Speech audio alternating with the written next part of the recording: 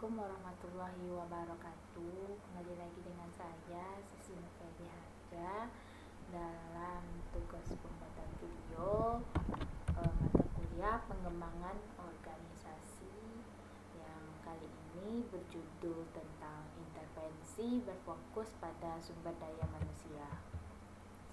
Baiklah, langsung saja kita ke materinya. Yang pertama itu teknik untuk membangkitkan perubahan yang dapat dipertimbangkan oleh agen perubahan untuk digunakan antara lain ada 5. Yang pertama itu ada pelatihan kepekaan, yang kedua umpan balik survei, yang ketiga ada konsultasi proses, yang keempat ada pembinaan tim, dan yang kelima ada pengembangan antar kelompok. Selanjutnya kita pergi ke tahap pelatihan kepekaan. Yang pertama, latihan kepekaan ini merupakan metode awal dari perubahan perilaku melalui interaksi kelompok yang tak terstruktur, di mana setiap anggota dalam kelompok diajak berkumpul bersama dalam suasana yang bebas dan terbuka, di mana setiap partisipan mendiskusikan diri mereka sendiri dan proses interaksi mereka. Dengan latihan kepekaan ini mendorong setiap anggota memiliki kesadaran dan kepekaan terhadap diri sendiri dan orang lain.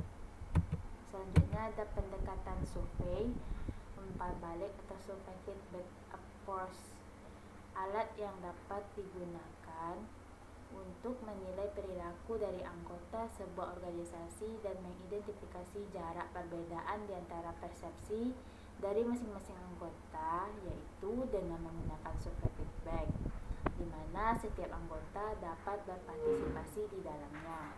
Hasil dari survei ini kemudian ditabulasikan dan dianalisa.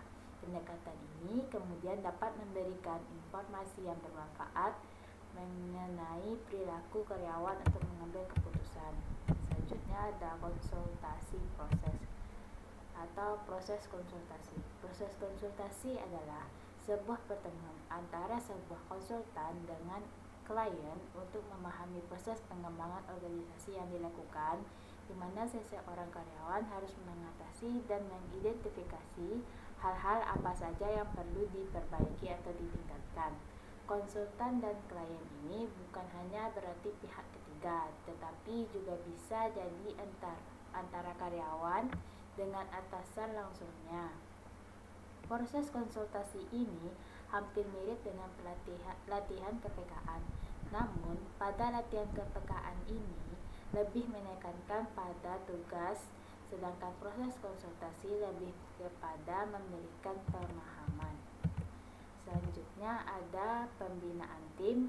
Pertama itu proses pembinaan tim menggunakan interaksi yang sangat tinggi dalam aktivitas sebuah kelompok untuk meningkatkan kepercayaan dan keterbukaan di antara sesama tim, meningkatkan kemampuan dan berkoordinasi, dan meningkatkan performa tim. Jadi proses membangun tim ini dilakukan dengan meningkatkan interaksi di antara sesama anggota. Selanjutnya ada pengembangan antar kelompok. Salah satu area yang mendapatkan penekanan yang penting dalam pengembangan organisasi adalah mencegah terjadinya konflik yang disfungsional atau konflik yang tidak produktif yang terjadi di antara kelompok. Pengembangan antar kelompok atau intergroup development bertujuan untuk berubah perilaku, stereotip, dan persepsi tentang kelompok lain. Contoh, misalkan unit bisnis menganggap stereotip unit finansial sebagai sekumpulan orang-orang yang kaku, tidak memahami dinamika bisnis. Tujuan utama adalah untuk meningkatkan hubungan antara satu kelompok dengan kelompok lainnya. Selanjutnya ada appreciative inquiry. Appreciative inquiry bertujuan untuk mengidentifikasi kualitas-kualitas yang unik dan kekuatan yang istimewa yang dimiliki oleh sebuah organisasi, yang kemudian dapat menjadi dasar untuk peningkatan performa atau kinerja. Metode ini sedikit berbeda dengan metode pengembangan organisasi yang lain karena appreciative inquiry tidaklah menekankan pada permasalahan-permasalahan yang terjadi, tetapi menekankan pada kesuksesan sebuah organisasi. Selanjutnya, appreciative inquiry ini terdiri dari 4 tahap. Yang pertama ada tahap discovery, yakni mengidentifikasi apa yang karyawan pikir tentang kekuatan yang dimiliki oleh organisasi. Yang kedua, tahap desain, di mana karyawan memprediksi masa depan yang memungkinkan bagi organisasi berdasarkan informasi yang diterima pada tahap discovery. Yang ketiga ada tahap desain untuk menemukan visi yang sama tentang masa depan organisasi dan menyetujui kualitas unik yang dimiliki oleh organisasi. Dan yang keempat ada tahap destiny, yakni menentukan cara-cara untuk mencapai tujuan yang telah diterapkan pada tahap dream. Sekian presentasi yang dapat saya sampaikan.